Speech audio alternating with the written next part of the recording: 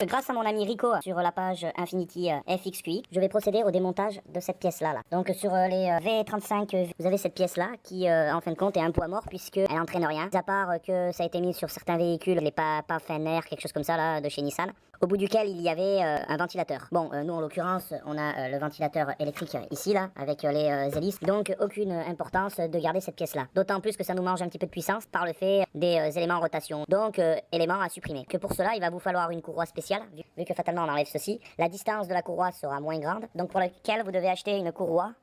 Alors je vais vous donner la référence, 43 21 17 57 ou 6 PK 11 48. Courroie trapézoïdale à nervures, donc avec 6 nervures, ça a de l'importance, et elle fait 114 de long. Et comme on peut voir, cette courroie-ci, elle est un peu plus longue, puisqu'en fin de compte, juste avant, j'ai pris la mesure. Voilà, et on voit qu'elle est un peu plus longue de peut-être au moins 10 cm. En plus de la courroie, il va vous falloir prendre une rondelle ou une entretoise de pouvoir combler, vu que cette partie-là sera enlevée, hein, ici.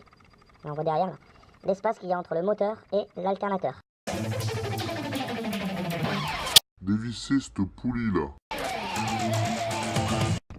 Donc ensuite, pour enlever le carter, hein, voilà, il pousse en arrière, hop, et on le retire. On va mettre de côté. Là, et là, on y voit plus clair. Là, on peut accéder par-dessous à la polyfolle. Donc déjà, pour pouvoir détendre la courroie, on va dévisser ici ce contre-écrou pour donner du mou à la courroie, hein, sur le boulon, parce qu'à force ça s'oxyde. Comme ça, on va limiter les difficultés ou les risques de casse du boulon. Alors voilà, ça s'attrape à la clé de 12. Ok, et ensuite, vous voyez là, là on a assez de jeu.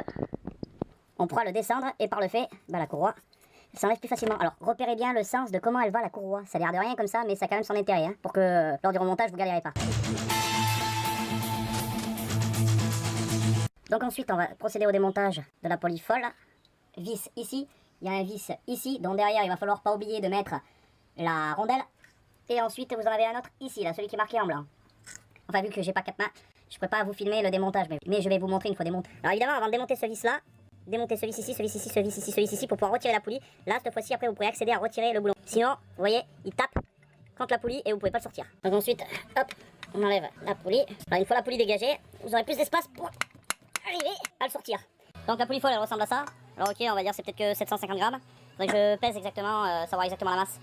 Quoi qu'il en soit, c'est toujours une masse non suspendue du moteur qui permet d'être éliminée, d'autant plus qu'elle sert absolument à rien dès lors qu'on change la courroie pour une peu plus courte, quoi.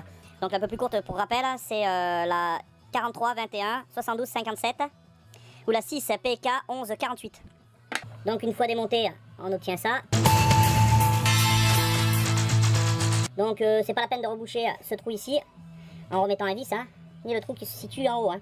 Par contre, ici là, pensez à mettre une rondelle entre le moteur et le support, car lorsque vous allez serrer, sinon fatalement ça va forcer sur le support.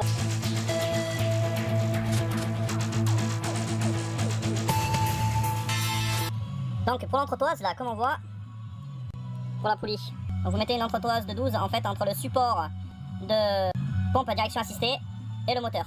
Et concernant le vis, du 9, donc du 12 par 9 si vous préférez.